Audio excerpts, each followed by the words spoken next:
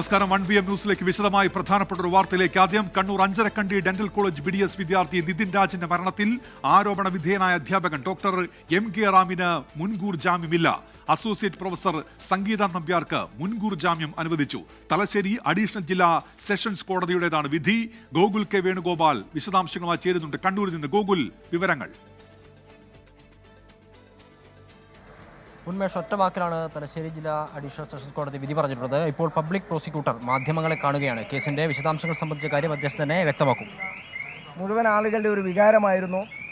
അതിന് കാരണക്കാരായ ആളുകളെ നിയമത്തിന് മുമ്പിൽ കൊണ്ടുവരാനും കോടതിയിൽ പ്രോസിക്യൂഷന് വേണ്ടി കേസ് നടത്തുക എന്നുള്ളത്. ഏതായാലും നമ്മളെ കേസിൽ റാം എന്ന ഒന്നാം പ്രതിയെ കോടതി മുൻകൂർ ജാമ്യം നൽകേണ്ടതില്ല എന്ന പ്രോസിക്യൂഷൻ്റെ വാദം അംഗീകരിച്ചിരിക്കുകയാണ്.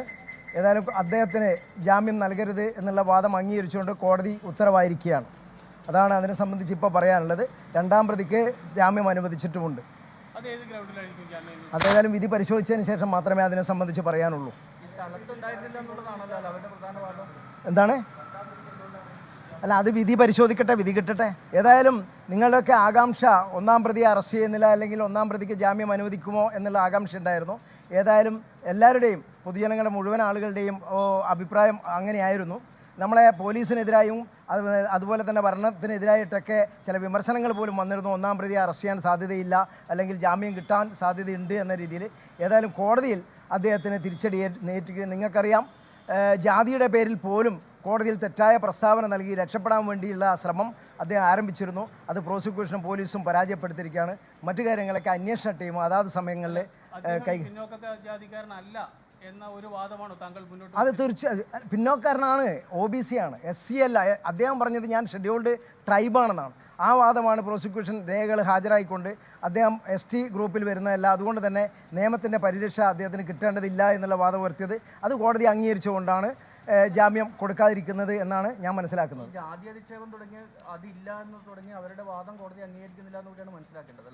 അങ്ങനെ പറയാൻ കഴിയില്ല. ജാതി അധിക്ഷേപം ഉണ്ട് എന്നുള്ളതായിരിക്കുമല്ലോ സ്വാഭാവികം. അവരുടെ വാദം, അതെ, യെസ്, അവരുടെ വാദം ഞങ്ങൾ ജാതി അധിക്ഷേപം നടത്തിയിട്ടില്ല എന്ന അവരുടെ വാദം കോടതി അംഗീകരിക്കാൻ സാധ്യതയില്ല. അതുകൊണ്ടാണ് അദ്ദേഹത്തിനെതിരായി വിധി പറഞ്ഞിട്ടുള്ളത്. തള്ളുവല്ല ചെയ്തത്. അതായത് അവർ ജാമ്യത്തിനായിട്ട് അപേക്ഷ നൽകുകയാണ് ചെയ്തത്. ആ അപേക്ഷയിൽ നമ്മൾ പിന്നെ എതിർവാദം ഉന്നയിക്കുകയാണ് ചെയ്തത്. അതിലിപ്പം നമ്മുടെ എതിർവാദം അംഗീകരിച്ചുകൊണ്ട് ഒന്നാം പ്രതിയായ റാമിന് ജാമ്യം അനുവദിക്കേണ്ടായെന്നും രണ്ടാം പ്രതിയായ സംഗീത നമ്പ്യാർക്ക് ജാമ്യം അനുവദിച്ചുകൊണ്ടാണ് ഉത്തരവായിട്ടുള്ളത്. അപ്പോൾ അതിൻ്റെ വിധിപ്പകർപ്പ് കിട്ടിയതിന് ശേഷം പ്രോസിക്യൂഷനും ആലോചിച്ച് ഇനി അത് അപ്പീലെടുക്കേണ്ടതാണെങ്കിൽ അപ്പീലെടുക്കും. അതായത് ഒബ്ജക്ഷൻ ഫലിച്ചില്ല എന്നല്ല, പ്രോസിക്യൂഷൻ്റെ ഭാഗമായിട്ടാണ് നമ്മൾ വാദിക്കുന്നത്. അതായത് പ്രോസിക്യൂഷൻ ചെയ്യേണ്ട കാര്യങ്ങളെ സപ്പോർട്ട് ചെയ്യുക മാത്രമാണ് നമ്മൾ ചെയ്തിരിക്കുന്നത്. അതായത് ഇന്ന് പിന്നെ നമ്മുടെ നിതിൻ രാജിൻ്റെ ചടങ്ങുമായി ബന്ധപ്പെട്ട് കുടുംബങ്ങളൊക്കെ തിരുവനന്തപുരത്താണുള്ളത്. അപ്പോൾ അവരുമായിട്ട് വിധിപ്പകർപ്പ് കിട്ടിയതിന് ശേഷം അവരുടെ കുടുംബങ്ങളുമായിട്ട് ആലോചിച്ച് അടുത്ത നടപടി എന്ത് ചെയ്യണമെന്ന് നമ്മൾ ആലോചിച്ച് ചെയ്യും. നിതിൻ രാജിന്റെ മരണത്തിൽ ഇപ്പോൾ ഡോക്ടർ MK റാമിന് മുൻകൂർ ജാമ്യമില്ല. അതേസമയം അധ്യാപിക സംഗീത നമ്പ്യാർക്ക് കോടതി മുൻകൂർ ജാമ്യം അനുവദിച്ചിരിക്കുന്നു. ഇപ്പോൾ ഇതുമായി ബന്ധപ്പെട്ട് കോടതി ഉത്തരവിന്റെ വിശദാംശങ്ങൾ പുറത്തു വരേണ്ടതുണ്ട്. ഡോക്ടർ MK റാമിന് മുൻകൂർ ജാമ്യമില്ല. പ്രോസിക്യൂഷൻ ആത്മഹത്യാ പ്രേരണാ കുറ്റം അതാണ് പോലീസ് ചുമത്തിയിരുന്നത്. ഒപ്പം ഈ പട്ടികവർഗ വകുപ്പുമായി ബന്ധപ്പെട്ട് അതും ഈ കേസിൽ ചുമത്തിയിരുന്നു. ഇപ്പോൾ തലശ്ശേരി കോടതിയാണ് ഇതുമായി ബന്ധപ്പെട്ട് വിധി പറഞ്ഞിരിക്കുന്നത്. BDS വിദ്യാർത്ഥി നിതിൻ രാജിന്റെ മരണത്തിൽ ഡോക്ടർ MK റാമിന്റെ മുൻകൂർ ജാമ്യാപേക്ഷയാണ് ഇപ്പോൾ കോടതി തള്ളിയിരിക്കുന്നത്. ഗോകുൽ കെ വേണുഗോപാൽ വിശദാംശങ്ങളുമായി ചേരുന്നുണ്ട്. ഗോകുല്, ഈ ഡോക്ടർ MK റാമിന് മുൻകൂർ ജാമ്യമില്ല, പക്ഷേ ഈ അധ്യാപികയ്ക്ക് മുൻകൂർ ജാമ്യം അനുവദിച്ചിരിക്കുകയും ചെയ്യുന്നു. അത് എന്തുകൊണ്ടെന്ന് വ്യക്തമാകണമെങ്കിൽ കോടതിയുടെ വിധി പകർപ്പ് കിട്ടണം. എന്തൊക്കെയാണ് പ്രാഥമികമായി മനസ്സിലാക്കേണ്ടത് ഗോകുൽ? അതുതന്നെയാണ് ഉന്മേഷ്. ഒറ്റ വാക്കിലാണ് തലശ്ശേരി അഡീഷണൽ ജില്ലാ സെഷൻസ് കോടതി ഈ മുൻകൂർ ജാമ്യാപേക്ഷയിൽ വിധി പറഞ്ഞിട്ടുള്ളത്. അക്യൂസ് നമ്പർ 1, അതായത് ഡോക്ടർ MK റാമിന് ജാമ്യം നിഷേധിക്കുകയും സംഗീത നമ്പ്യാർക്ക് ജാമ്യം നൽകുകയും ചെയ്തിട്ടുണ്ട്. പാത്തോളജി വിഭാഗം മുൻ മേധാവിയായിരുന്നു ഡോക്ടർ MK റാം. ഏപ്രിൽ 10-നായിരുന്നു ഇത്തരത്തിൽ നിതിൻ രാജ് എന്ന് പറയുന്ന BDS വിദ്യാർത്ഥി കണ്ണൂർ അഞ്ചരക്കണ്ടി ദന്താൽ മെഡിക്കൽ കോളേജിൽ നിന്ന് വീണ് മരണപ്പെടുന്ന ഒരു സാഹചര്യം ഉണ്ടായത്. അന്നു മുതൽ ഈ 2 പ്രതികളും ഒളിവിലായിരുന്നു. ഇതിനിടയിൽ കഴിഞ്ഞ ദിവസം കോടതി കേസ് പരിഗണിച്ചതാണ്. ആ സമയത്താണ് നിതിൻ രാജിന്റെ പിതാവിനെ കേസിൽ കക്ഷി ചേരുകയും അദ്ദേഹത്തിന്റെ തന്നെ വിശദമായ വാദം കേൾക്കുന്നതിന് വേണ്ടി കഴിഞ്ഞ ദിവസത്തേക്ക് കേസ് വീണ്ടും മാറ്റിവെക്കുകയും ചെയ്തിട്ടുള്ളത്. കഴിഞ്ഞ ദിവസം വ്യാഴാഴ്ചയാണ് കേസിൽ വിശദമായ വാദം നടന്നിട്ടുണ്ടായിരുന്നത്. ആ ഘട്ടത്തിൽ പ്രതിഭാഗം പറഞ്ഞത് ഈ ആരോപണ വിധേയരായിട്ടുള്ള അധ്യാപകർക്ക് നേരെയുള്ള ആരോപണങ്ങൾ അത് ആത്മഹത്യാ പ്രേരണാ കുറ്റവും അതോടൊപ്പം തന്നെ പട്ടികജാതി പട്ടികവർഗ അതിക്രമ തടയൽ നിയമപ്രകാരമുള്ള കുറ്റവും വകുപ്പുകളുമായിരുന്നു ചാർത്തിയിരുന്നത്. ഇത് രണ്ടും നിലനിൽക്കില്ല എന്നായിരുന്നു പ്രതിഭാഗം പറഞ്ഞിട്ടുണ്ടായിരുന്നത്. അതിന്മേലുള്ള വാദത്തിന് ശേഷം ഇന്ന് കോടതി വിധി പറയുന്ന സമയത്ത് ഡോക്ടർ MK റാമിനെതിരായിട്ടുള്ള ആരോപണം നിലനിൽക്കുമെന്നാണ് ഈ ഘട്ടത്തിൽ മനസ്സിലാകുന്നത്. ഇതുമായി ബന്ധപ്പെട്ട വിശദാംശങ്ങൾ ഈ പറഞ്ഞതുപോലെ അല്പസമയത്തിനകം മാത്രമേ ലഭ്യമാവുകയുള്ളൂ. ഡോക്ടർ MK റാം എന്ന് പറയുന്നത് ഈ കർണാടകയിലെ ഭജന്ത്രി വിഭാഗത്തിൽപ്പെട്ടയാളാണ്. അതിനാൽ തന്നെ താൻ ബാക്ക്വേർഡ് കാസ്റ്റ് ആണ്, അല്ലെങ്കിൽ പട്ടികജാതി പട്ടികവർഗ വിഭാഗത്തിൽപ്പെടുന്ന ആളാണ്. തനിക്കെതിരെ ഈ പറഞ്ഞതുപോലെയുള്ള വകുപ്പ് നിലനിൽക്കില്ല എന്നൊരു വാദമായിരുന്നു ഡോക്ടർ MK റാം മുന്നോട്ടേക്ക് വെച്ചത്. എന്നാൽ അതിനെ ഖണ്ഡിച്ചുകൊണ്ട് പ്രോസിക്യൂഷൻ നിതിൻ രാജിന്റെ പിതാവിന്റെ അഭിഭാഷകർ ഉൾപ്പെടെയുള്ള ആളുകൾ ഈ SC/ST വിഭാഗത്തിൽപ്പെട്ട ആളല്ല ഭജന്ത്രി വിഭാഗം എന്ന വാദം മുന്നോട്ടേക്ക് വെച്ചു. അത് OBC വിഭാഗമാണ് എന്ന് പറഞ്ഞു. അതോടൊപ്പം തന്നെ ആത്മഹത്യാ പ്രേരണാ കുറ്റവുമായി ബന്ധപ്പെട്ട ചില തെളിവുകൾ CCTV വിഷ്വൽ ഉൾപ്പെടെയുള്ള കാര്യങ്ങൾ കോടതി മുമ്പാകെ പ്രോസിക്യൂഷൻ ഹാജരാക്കിയുണ്ടായി.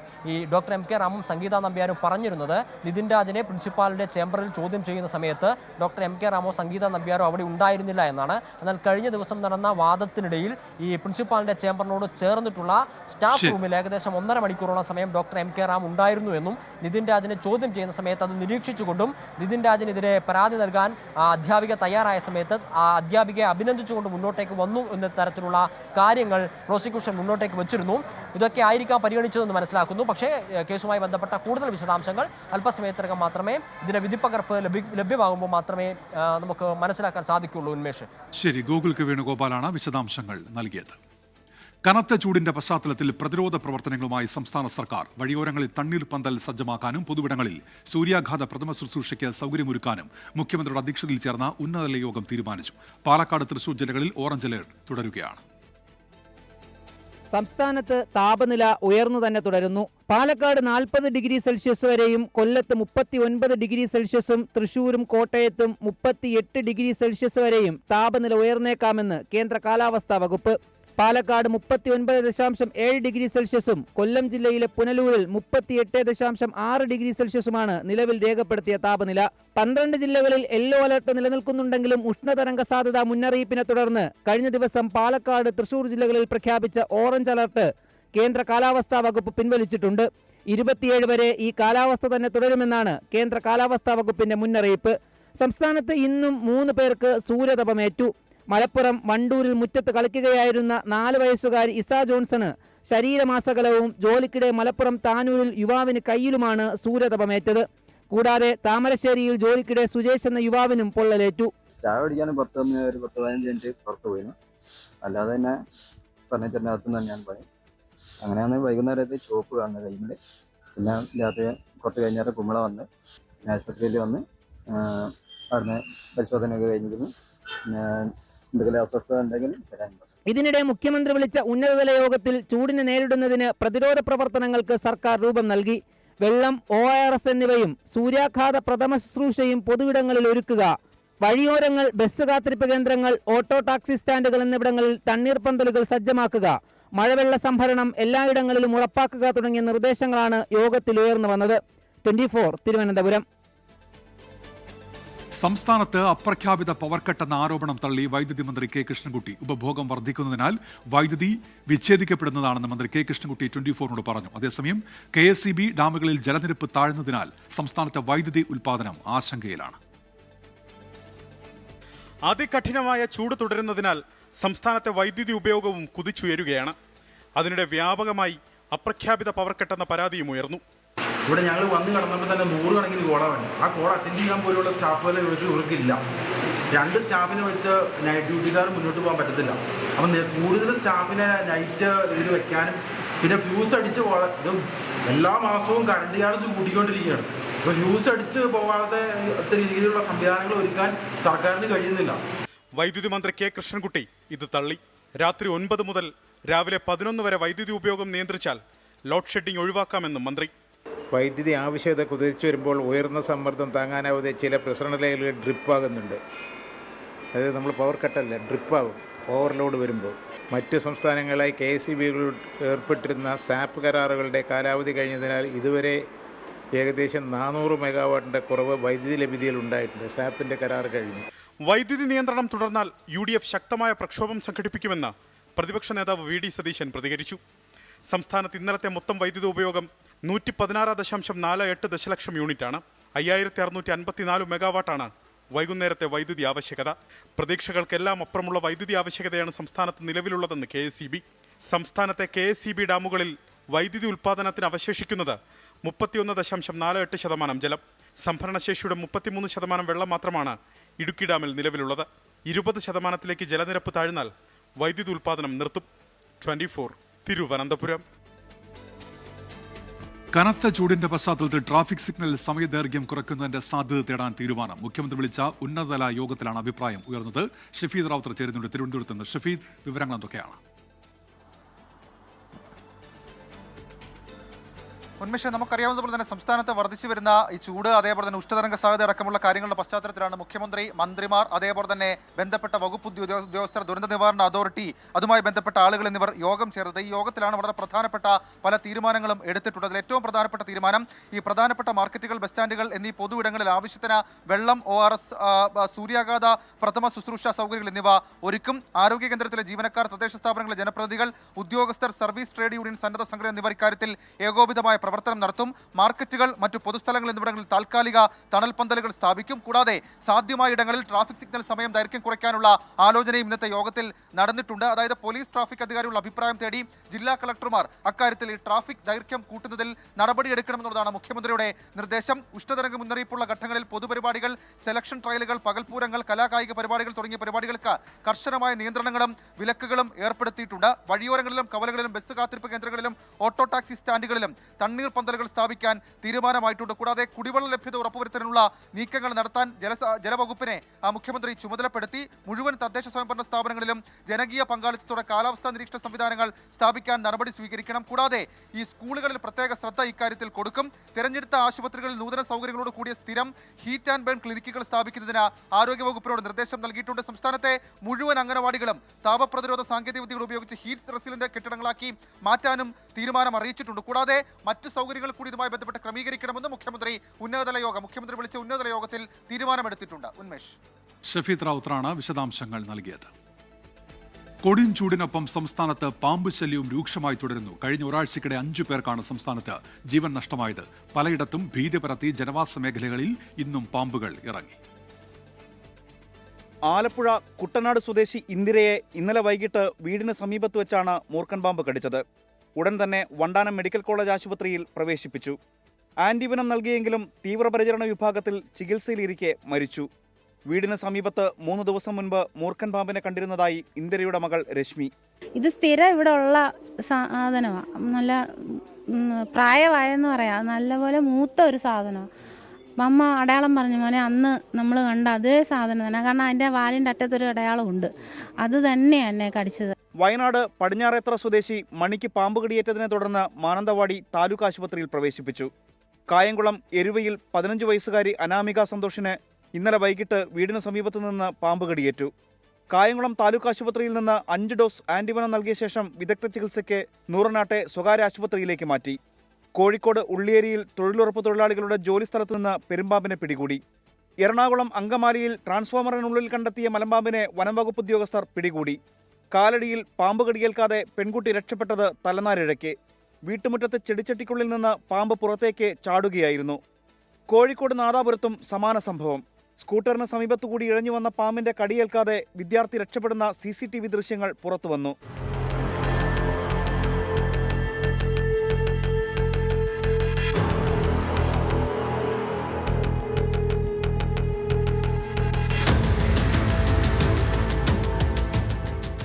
ചിറയൻകീഴിൽ 8 വയസ്സുകാരൻ പാമ്പ് കടിയേറ്റ് മരിച്ച സംഭവത്തിൽ താലൂക്ക് ആശുപത്രി സൂപ്രണ്ട് ഉൾപ്പെടെ ഡ്യൂട്ടിയിലുണ്ടായിരുന്ന ജീവനക്കാരെ DMO ഓഫീസിൽ വിളിച്ചു വരുത്തി വിശദീകരണം തേടി. News desk 24. പാലക്കാട് ചെർപ്പുളശ്ശേരി വെള്ളിനേടിയിൽ അങ്കണവാടി ജീവനക്കാരിക്ക് പാമ്പ് കടിയേറ്റു. 7ാം വാർഡ് കോരഞ്ചിറ അങ്കണവാടി ജീവനക്കാരി വിശാലയ്ക്കാണ് പാമ്പിന് കടിയേറ്റത്. അങ്കണവാടിയുടെ മുൻവശത്തുള്ള പുല്ല് പിടിച്ചു കിടന്ന ഭാഗം വൃത്തിയാക്കുമ്പോഴാണ് പാമ്പിന്റെ കടിയേറ്റത്. നാട്ടുകാരെത്തി വിശാലയെ ഒറ്റപ്പാലം താലൂക്ക് ആശുപത്രിയിൽ പ്രവേശിപ്പിച്ചു.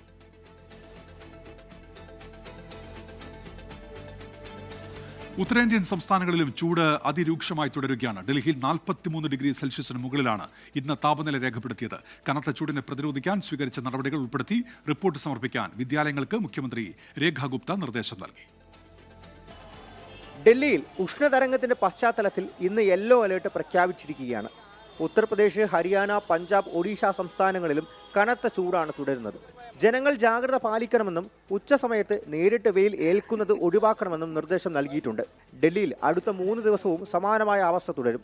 അതേസമയം ചൂടിനെ പ്രതിരോധിക്കാൻ സ്കൂളുകൾ സ്വീകരിച്ച നടപടികൾ ഉൾപ്പെടുത്തി റിപ്പോർട്ട് സമർപ്പിക്കാൻ മുഖ്യമന്ത്രി രേഖ ഗുപ്ത ആവശ്യപ്പെട്ടിട്ടുണ്ട്. മെയ് 2-നകം സ്കൂളുകൾ വിദ്യാഭ്യാസ ഡയറക്ടർക്ക് റിപ്പോർട്ട് നൽകണം. പരാതികൾ ഉണ്ടെങ്കിൽ രക്ഷിതാക്കൾക്ക് ജില്ലാ മജിസ്ട്രേറ്റിനെ സമീപിക്കാം.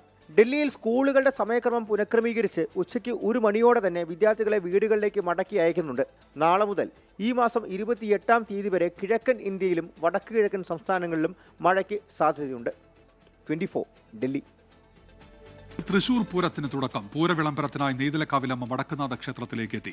കൊമ്പൻ എറണാകുളം ശിവകുമാറാണ് നെയ്തലക്കാവിലമ്മയുടെ തിടമ്പേറ്റിയത്. വടക്കുന്നാഥന് വണങ്ങിയ ശേഷം തെക്കേ ഗോപുരനട തുറന്ന് നെയ്തലക്കാവിലമ്മ ശ്രീമൂലസ്ഥാനത്ത് എത്തിയതോടെയാണ് പൂരാഘോഷങ്ങൾക്ക് തുടക്കമായത്. വിഷ്ണു സുരേഷ് വിവരങ്ങളുമായി ഇപ്പോൾ ചേരുന്നുണ്ട് തൃശൂരിൽ നിന്ന്. വിഷ്ണു, വിവരങ്ങൾ.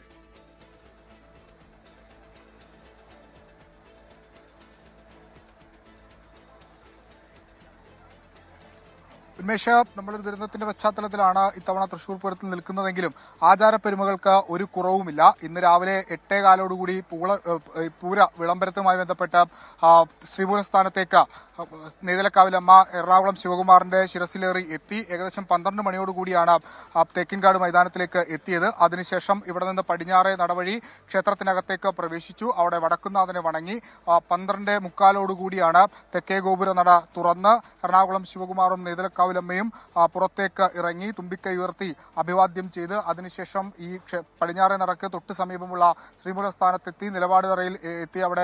അവിടെയാണ് ഔദ്യോഗികമായി പൂരവിളംബരം പൂർത്തിയാകുന്നത്. അത് കഴിഞ്ഞു. ഇപ്പോൾ ഔദ്യോഗികമായി ഈ തൃശൂർ പൂരത്തിന് തുടക്കമായിട്ടുണ്ട്. കനത്ത സുരക്ഷാ വലയത്തിലാണ് ഇത്തവണ തൃശൂർ പൂരം നടക്കുന്നത് എന്നുള്ളതും ഏറെ ശ്രദ്ധേയമാണ്. നമുക്ക് ദൃശ്യങ്ങളിൽ കാണാം. വിവിധ പോലീസ് സേനകൾ, പോലീസിന്റെ വിവിധ ഗ്രൂപ്പുകൾ ഇവിടെയുണ്ട്. അതായത് ഓരോരുത്തർക്കും ഡ്യൂട്ടി നിശ്ചയിച്ചു നൽകുന്ന ഒരു സമയമാണ് ഇപ്പോൾ ഉള്ളത്. നാളെ രാവിലെ ഏറ്റവും ആദ്യം കണിമംഗലം ശാസ്താവിന്റെ പൂരമാണ്. തൃശൂർ പൂരവുമായി ബന്ധപ്പെട്ട് വടക്കുന്നാഥ ക്ഷേത്രസന്നിധിയിലേക്ക് എത്തുക. അതിന് പിന്നാലെ മറ്റ് ഘടകപൂരങ്ങൾ എത്തും. ഏകദേശം രാവിലെ തന്നെ ഈ മറ്റ് നടപടിക്രമങ്ങളൊക്കെ പൂർത്തിയായി മടത്തിൽ വരവ് പഞ്ചവാദ്യം നടക്കും. അതിനുശേഷം ഇലഞ്ഞിത്തറ മേളം, പിന്നീട് കുടമാറ്റം. സാധാരണഗതിയിൽ 1 മണിക്കൂർ നീളുന്ന കുടമാറ്റം ഈ പ്രത്യേക സാഹചര്യത്തിൽ, പ്രത്യേകിച്ച് ദുരന്തത്തിന്റെ പശ്ചാത്തലത്തിലൊക്കെ അത് 15 മിനിറ്റായി കുറച്ചിട്ടുണ്ട്. വെടിക്കെട്ടടക്കമുള്ള നടപടികൾ മാറ്റിവെക്കുകയും ചെയ്തിട്ടുണ്ട്. പക്ഷേ ആചാരപ്പെരുമ ഒരു തരത്തിലും കുറക്കുന്നില്ല. തൃശ്ശൂരെ സംബന്ധിച്ച് തൃശ്ശൂർ പൂരം എന്നത് അവരുടെ വൈകാരികമായ ഉത്സവ ആഘോഷങ്ങളുടെ ഒരു പ്രതീകമാണ്, അവരുടെ ജീവിതത്തിന്റെ ഭാഗമാണ്. അതുകൊണ്ട് അത് ആചാരപ്പെരുമയോടുകൂടി നടത്തണം എന്ന് തന്നെയാണ് അവർ തുടക്കം മുതൽ സ്വീകരിച്ച നിലപാട്. അത് ഇത്തവണ അതിനൊരു കുറവും സംഭവിക്കുന്നില്ല. അതിന്റെ ആദ്യ പടിയൊക്കെ പൂർത്തിയായിട്ടുണ്ട്. ആചാരത്തിന്റെ ആദ്യ പടിയൊക്കെ പൂർത്തിയായിട്ടുണ്ട്. ഇനിയിപ്പോൾ നാളെയാണ് ബാക്കി നടപടികളൊക്കെ ഉണ്ടാകുക. ഇന്ന് വൈകിട്ട് ആനകളുടെ ഫിറ്റ്നസ് കൂടിയുണ്ട്. അതുകൂടി കഴിഞ്ഞ ശേഷം നാളെ ഔദ്യോഗികമായി ഈ പൂരാഘോഷങ്ങളിലേക്ക് തൃശ്ശൂർ കടക്കും. ഉന്മേഷ്. വിഷ്ണു സുരേഷാണ് വിവരങ്ങൾ നൽകിയത്. കോൺഗ്രസിലെ മുഖ്യമന്ത്രി ചർച്ചകളിൽ പരസ്യ പ്രസ്താവന വിലക്കി KPCC. കോൺഗ്രസ് നേതാക്കളും പ്രവർത്തകരും പൊതുസമൂഹത്തിൽ അവമതിപ്പുണ്ടാക്കും വിധം പരസ്യ പ്രസ്താവനകൾ നടത്തരുത് എന്ന് KPCC പ്രസിഡന്റ് സണ്ണി ജോസഫ്. ഇത്തരം ചർച്ചകളിൽ നിന്ന് പിന്തിരിയാൻ AICCയും കർശന നിർദ്ദേശം നൽകി. അലക്സ് മുഹമ്മദ് ഉണ്ട് തിരുവനന്തപുരത്ത് നിന്ന്. അലക്സ്, എന്താണ് KPCC നൽകിയിരിക്കുന്ന നിർദ്ദേശം?